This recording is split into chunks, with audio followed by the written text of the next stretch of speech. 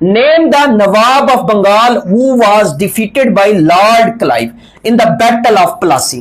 तो ये कौन था? ये नवाब सिराजुद्दौला था। कौन था? नवाब सिराजुद्दौला था।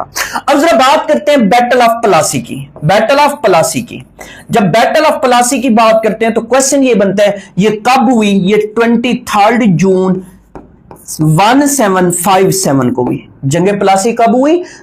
23 जून 1757 को हुई। किसके दरमियान हुई?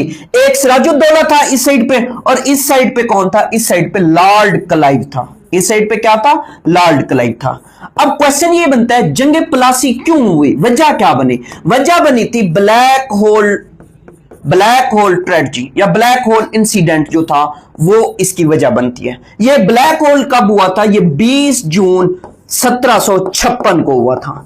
अब ये था क्या? ये था कि कलकत्ता में जो इनका फोर्ट था, हिंदुस्तान में जो ब्रिटिश वालों का फोर्ट था, किला था, इस किले में सिराजुद्दौला चले जाते हैं और जाके जो अंग्रेज फौजी थे, इन अंग्रेज फौजियों को एक कमरे में बंद कर दिया।